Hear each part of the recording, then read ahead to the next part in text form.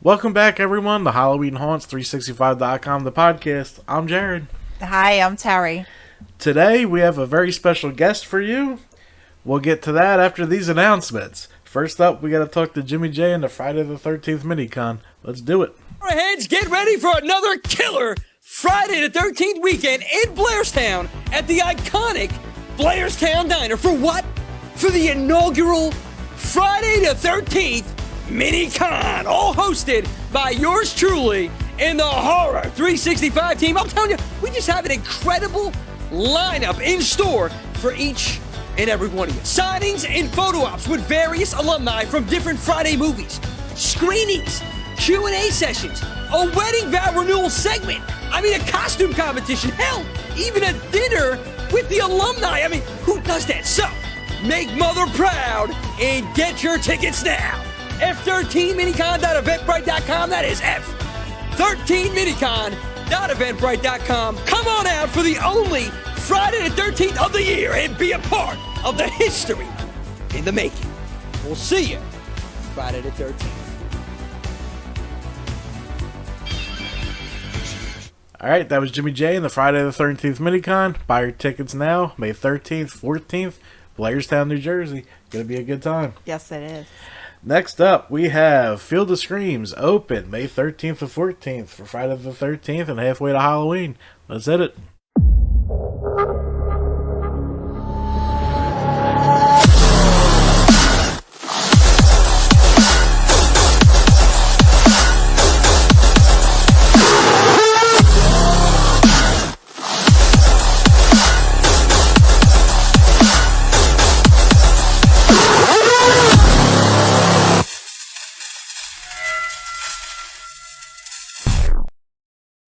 And for the last video, we have Brighton Asylum, where we will be in attendance. Open one night only, May 14th for halfway to Halloween. Let's do it.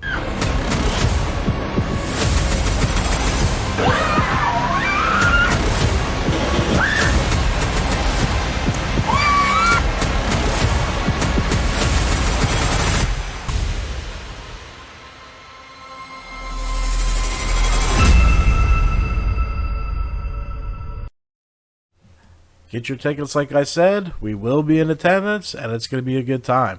Today, we have a very special guest, and we're going to unveil him now.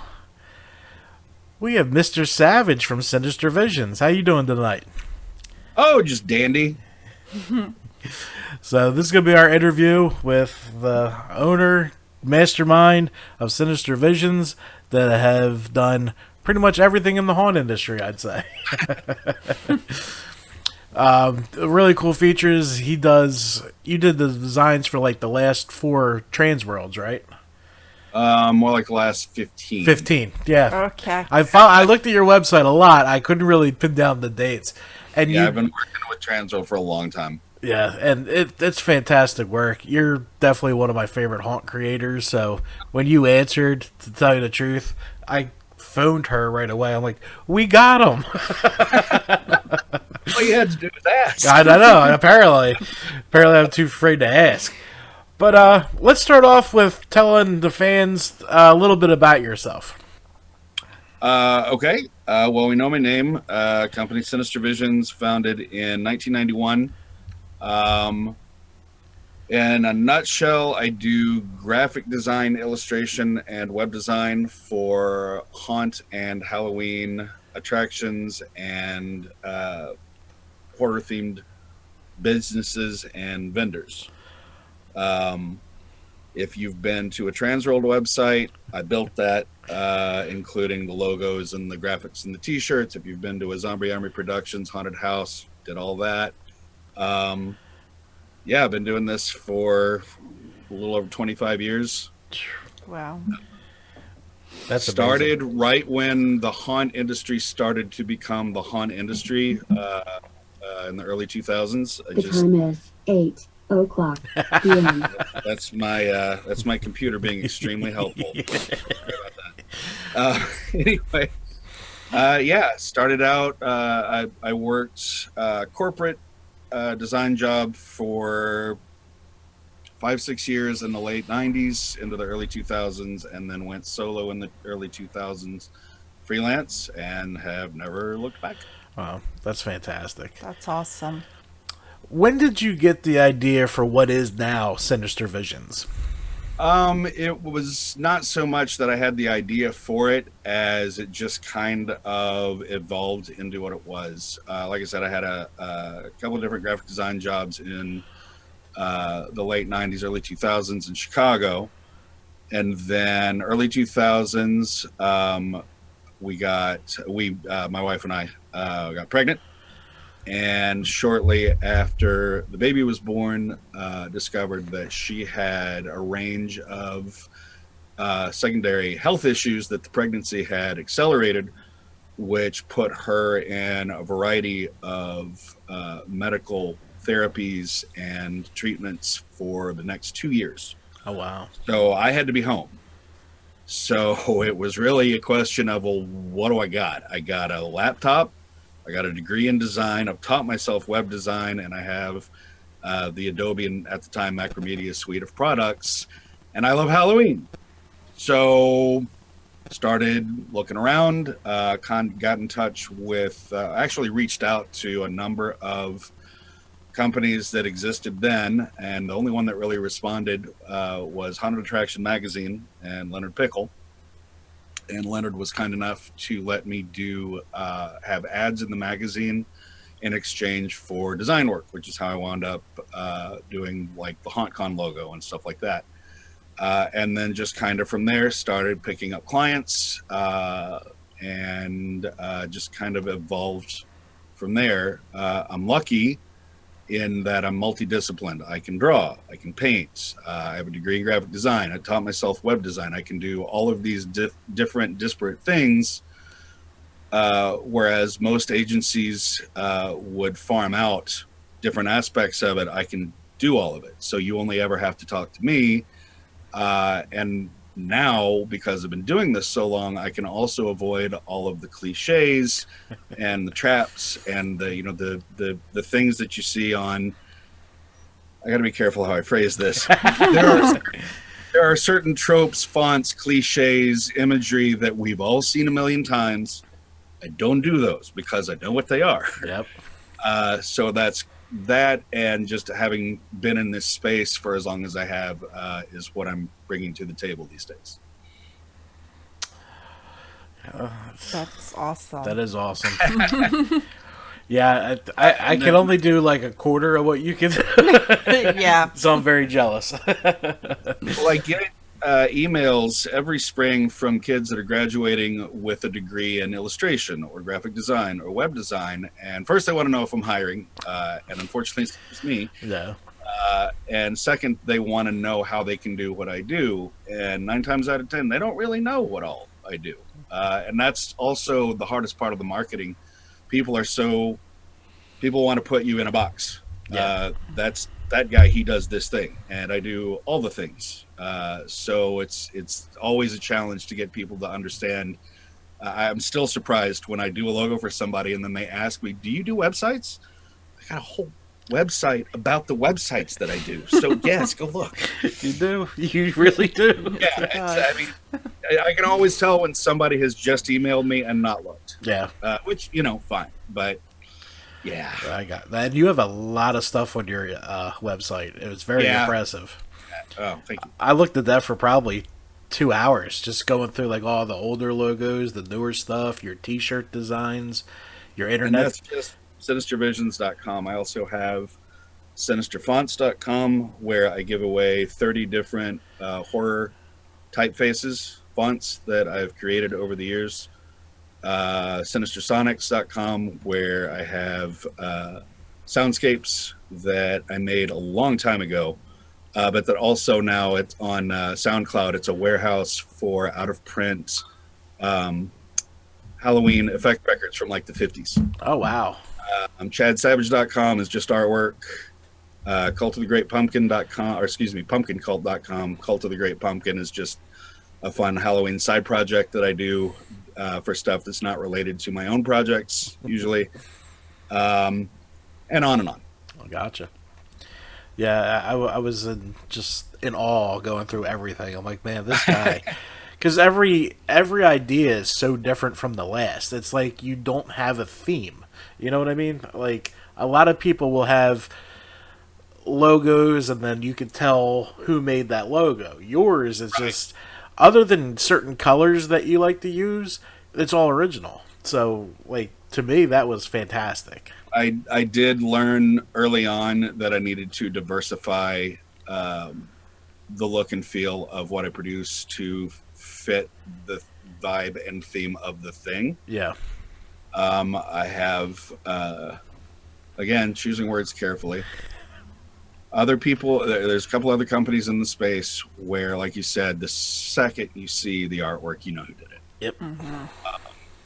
I think that's probably true of mine as well, to a certain degree, but not always. No, because, I was looking for logos to put up while you're talking, and just the two I have up are completely different, but the same thing. Which ones are they? It's the Sinister Visions with the lights behind the eyes and the chainsaw skull. And then the other one's your one on the website for the graphic and website design. Oh, yeah, permutations of the same idea. Yeah. Branding is fun. That's awesome. So, my next question you kind of already answered, but maybe you could tell us a little bit more about it. Did you go to school for graphic design? Because, like I said, your stuff is easily some of the best I've ever seen. Fun story. I did. I graduated with a degree in illustration and graphic design in 1991. A couple interesting things about that. When I began the illustration program at the University of North Texas, just north of Dallas, they didn't have one. When I began it was the year they instituted it.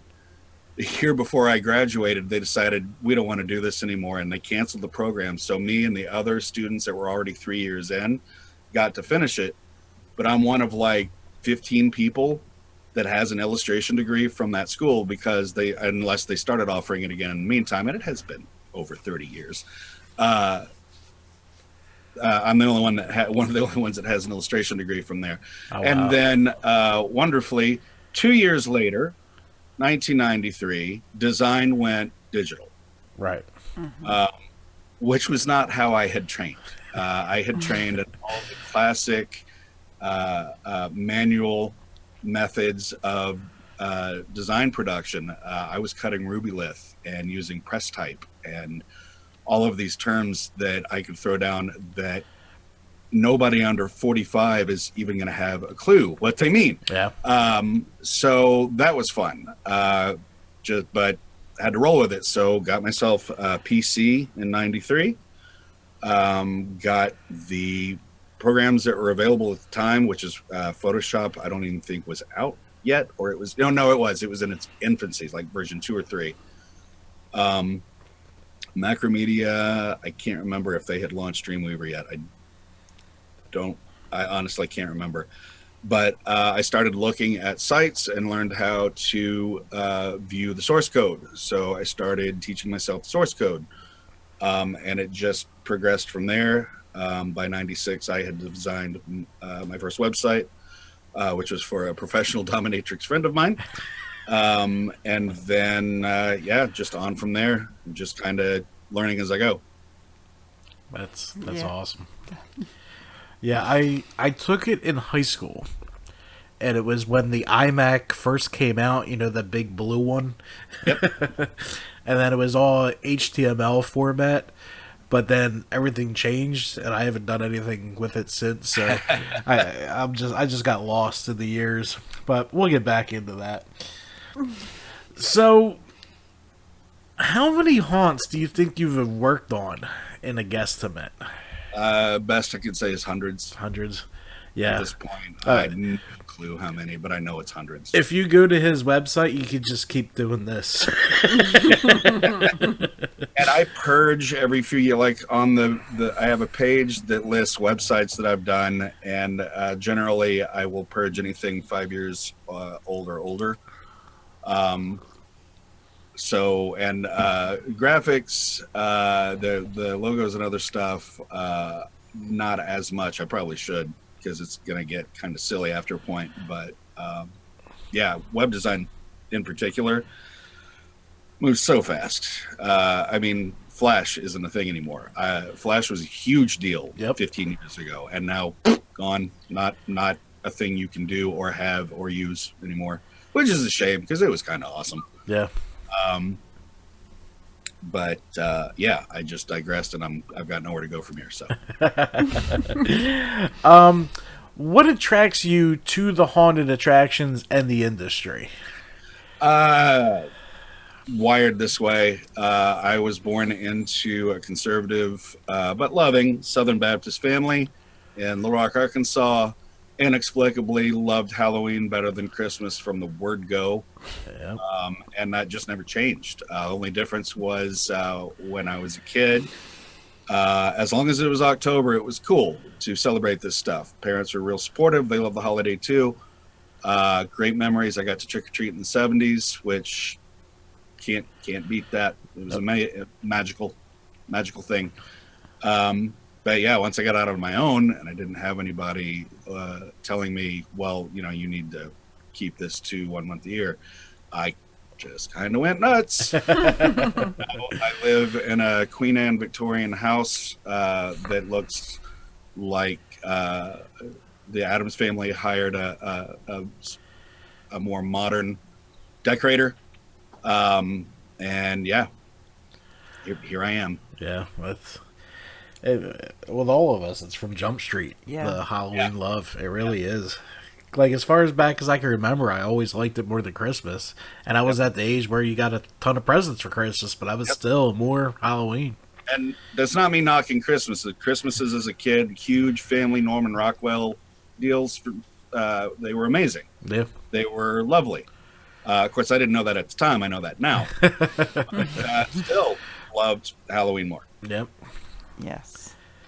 So, to take a break from the haunt industry real quick, what's your favorite horror movie? I can't answer that. Can't answer that. Too many. I know. For It's completely different reasons. Yeah, it's such a... Because I just got asked that last night. Yes. When we were talking to Night of Terror. He's like, I want to know what your favorite horror movie is. Like, I got a few. I've got I have a collection of a few hundred DVDs that would answer that question. Depends on what I'm in the mood for. Yeah, and that's the way I sway, too. I mean, I have some consistent favorites, but I feel like they're probably the same ones that most people have just because they stand, you know, they're unbeatable. Yeah. The Thing is The Thing. You know, The Shining. Yep. And anytime anybody asks me this, my brain's like, horror movie? What's a horror movie? I'm not going to give you any titles. So, yeah. I gotcha. So, can we get a favorite horror villain out of you? Hang on, I can say this. Okay. I did notice and finally was able to articulate in conversations a few years back, several years ago now. There needs to be some fantasy in it. If it's a thing that could actually happen and it's horrible, I'm going to be less inclined to want to watch it just because then it feels kind of like, you know, what am I being entertained by? Yeah. You know, if it's just a movie that's just all torture and rape and that's it, that makes me feel complicit unless they do a really good job of making it horrible. And you know what I mean? Yep. So I need a little fantasy in there. I need some much more inclined towards horror movies that have an impossible aspect. Okay. Just so I can let myself off the hook morally. You know, people dying right and left, horrible things are happening, but it's all being done by a vampire pterodactyl. So who cares? Yep. Things that can happen. I like it. Yeah. Now, this one's a weird question, but we're doing some undercover research on it. Do you believe in ghosts? I like the word. I'm agnostic on the supernatural. I have never once experienced anything paranormal, even once. My wife thinks I just don't have that. Whatever. I don't have that sense, but too many people that I respect, including my wife, have seen and experienced things. And I am not so arrogant that I think that because I haven't experienced it can therefore not exist. I've never seen $1 million. But we know it That is exists. true, and it exists. Just saying. Yeah, it's true. We all agree it exists. So, given the volume of, for lack of a better term, evidence, it sure seems like they do. Yeah. As to what they actually are, who knows? There's a line in the original The Haunting where he refers to the preternatural, which is something that science will be able to explain one day, but currently can't. Yeah. And maybe some, I don't know. Yeah. I stay open. That's a good answer because I'm working on a giant show about that. So everyone I talk to, I'm taking their answers into it. So we have like a tally. It's funny because one of my favorite things to put on the background are the ghost shows and paranormal shows on Discovery Plus. Yeah. If I'm working on any illustration work or anything like that, I'll just throw on Paranormal Caught on Camera, which every other one, it seems like they're trying way too hard to believe it. But then every once in a while you get a nutty one, or Ghost Adventures, just because, God bless Zach, he's nothing if not entertaining. Yeah. And all the rest of them, and they're just fun. Yeah. I mean, I don't.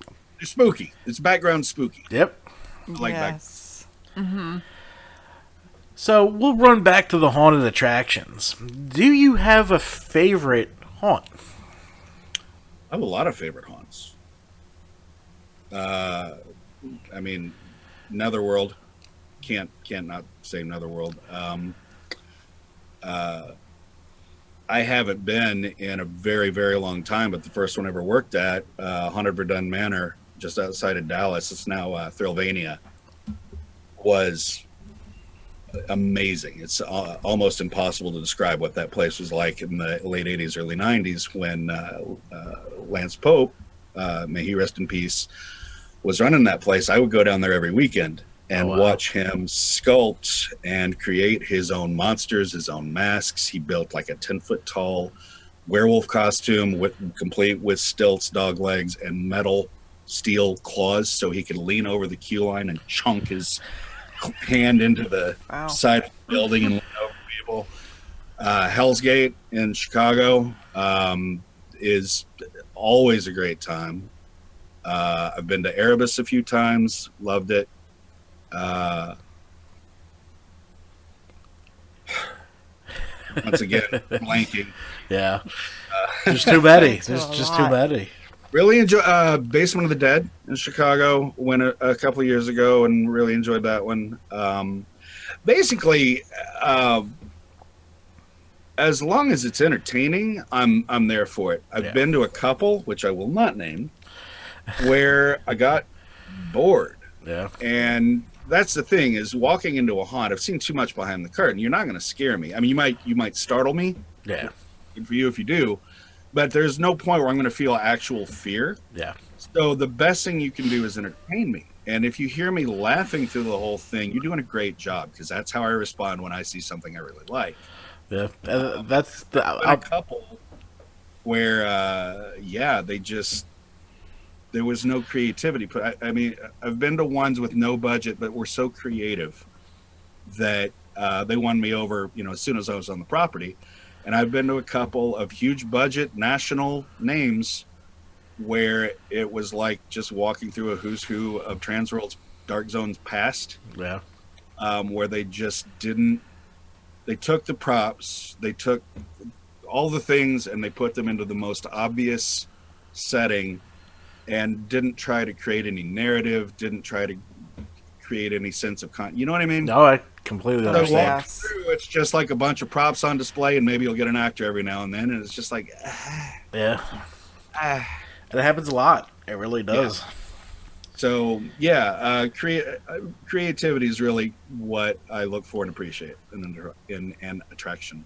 Me too. Like, I love the actors, but you're not going to get me. I'm really there for set design, because that's what wows me. Is Like, we have Brighton Asylum. Every time I walk in there, I just feel like I'm on a horror movie set. Like, everything is just pristine and perfect, and you can't visibly see drywall, or you can't physically see anything he doesn't want you to see. It's just so masterful, and there's so many like that. That's what really brings me out, is how immersed are we? Like, you're gonna scare her, but you're not getting me. Yeah, she's my fear meter. So and she could yell with the best of them, so it's hilarious. I always have to ask her. I'm like, was that you or was that a sound effect? Yeah, that's me. All right. So, say a prospective client wants, let's say, a web page.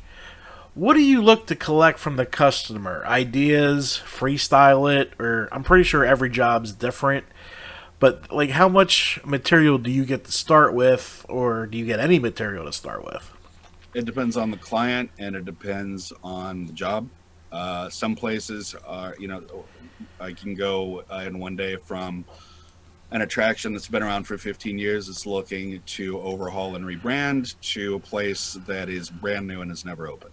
I got you. So I can work with as much or as little as the client wants to bring to the table. And again, because I've been doing this so long, you can just give me broad strokes and I can run with it. I gotcha. Yeah. And then you develop relationships with clients. So, like with Zombie Army or Transworld, John at Zombie Army, Jen at Transworld will send me an email that says, I need, and then a very basic description. With Jen, it's usually an email blast. Jen loves email blasts. But she'll say, I need an email blast. Like today it was, I need an email blast that hotels for MHC are Midwest Hunters Convention. Reservations are you can only make your God, I can't talk. You can only make your reservation for another month. Yeah. And that was the ask. So I know what to do. I've done these before for her. Yeah. That's the relationship we have. She gives me just the vaguest direction, and I know the brand. I know what she likes to push. I know what she likes to emphasize. So I just go do the thing. And same with John. He'll give me whatever actual technical information I need, pricing, dates, things like that. And then I'll go put something together, and he will often have some notes and this and that, but usually we get it slapped together pretty quick. Well, it's because I've been working with him for so long. Yeah, that's awesome. I have a friend of mine who created the logo for us because I had Microsoft Paint Halloween Haunts 360. It was terrible. It was the worst thing It really was. But it fit on the blog. It got us started. So about 2 years ago, Yes. I wanted to completely rehaul because I knew I wanted to come more digital to YouTube and podcast and, start a store. So I knew I needed a better logo. So I asked her, I'm like, listen, I need a logo. She's like, what do you want? I'm like, I have no idea. I'm like, listen, just do 2 H's and a 365 somewhere. And then she sent me this. I'm like, yes. Do you know that I created that font that the H's are made from? No, I did not. Oh, wow. Called Exquisite Corpse. Exquisite Corpse. Wow, that's awesome. That's a fun thing, too, at shows. By shows, I mean horror conventions and haunt cons and trade shows. Seeing my children. Vendors, shirts, you name it, using fonts that I've created over the years. It's always fun. That's crazy. Like, I had no idea. I had no. Yeah, I didn't know. Yeah. I've seen them in movies. Paranorman is my favorite example. So at the end of the movie, every major character gets this big title card and their name in a different horror font. And John Goodman came up, and it was the same one, Exquisite Corpse, and I stood up in the theater. Wow. Wife and kid were like, sit down. Yeah, I do the same thing. If I saw something I made come up there, shit. Wow. Sabrina, the Teenage Witch on Netflix, they contacted me because all my fonts are free for whatever use. But bigger companies will contact me just to make sure So I haven't seen either yet, but apparently they used one prominently in the second season of Sabrina the Teenage Witch, and the second animated Addams Family movie. Oh, okay. Oh, that's cool. And funny thing, I have a donation button on my page, so I don't charge for them because I don't do technical support. That's why they're free. If you can't figure out how to install it, or there's not like a special character that you want, you didn't pay for it. Yeah. So, I completely understand. but I do have a donation button on the page for anybody that uses it and feels like they want to throw me a couple bucks. The only like big company that I've already heard of that's ever used it was Spirit Halloween. Threw me $100 one year. Oh, wow. Oh, wow. That is pretty So, cool. Yeah. I mean, some of their products are less than durable. Yeah. I'll say politely, but I still really appreciate it. But it's like I love it because I get to decorate my house with it. Like, because Oh, sure. it's my home decor. You'll see when the video comes out. I'm annoyed because last year I got a Hocus Pocus little kitchen. I don't even remember specifically what it was, but after it got washed twice, all the lettering came off. Come on, man. Come on. Yeah. Varnish that crap. Come on. Yep. Right. For real. I hear you. All right. So our next question: you have done work for Trans World for the last 15 years. Tell us what it's like. Hey, that's not a rock solid number. It definitely feels it since before they moved to St. Louis. Okay. So it might be 15. Wow. Tell us what it's like for pretty much the entire industry to see your work at the flagship convention every year. I mean, because the I don't entire... Don't have to, because not only do I have to get... Here's the thing. Okay, so we have to get the website ready. We have to do all the signs, and if you've been to Transworld, you know there are a lot of signs. So I got to do all the signs. Even the signs I don't create, I have to vet from a technical aspect before everything goes through me before it goes to the convention center for printing. Paperwork, directory, forms, all that stuff. So I got to do all that for the show. And because of the nature of sponsorships and scheduling and other things, we usually don't have the information in any kind of timely manner. So the weeks leading up are just insane. And then I have to get myself ready to exhibit. Yeah. So yeah, it can be rough. So yeah, I don't really have time to think about that aspect of it. I'm sure it's cool. I just and most folks probably not aware of who did the whatever. So there's that too. Mm-hmm. I just try to keep my head down and do the work. And if somebody notices, awesome. But by the same token, I mentioned John and Jen from Zombie Army and Transworld. They are the people that are out front talking to the cameras. And I have no problem being the guy behind the guy. I've seen what they have to put up with. Yeah. The cranky customers and the ridiculous allegations and they're only in it for the money. If you knew half of what I know, you'd know how stupid a thing that is to say. Yeah. And that's the thing, is also had to learn not my circus, not my monkeys. Yep. They're big kids. They can defend themselves. They don't need me jumping on a thread to defend them, and I don't have time to do it anyway. So, I gotcha. I understand. So I think we're nearing the end for you. So Leonard Pickle, who, if everyone doesn't know who he is, I don't know why you're watching this channel. Right. But he said there is no more prolific dark web designer anywhere. If you want a successful event, then you need Chad Savage Design website. That's the coolest line I've ever read. very kind. Yeah. A while ago.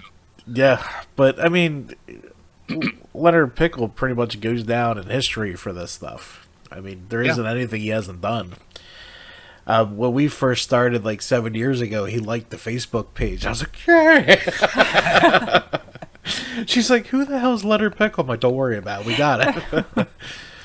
No, but that's awesome. So What's next for Sinister Visions? More of the same. That's awesome. This is what I do day in, day out, all day, every day. And while I wouldn't wish my schedule at times on my worst enemy, whoever that may be, I love it.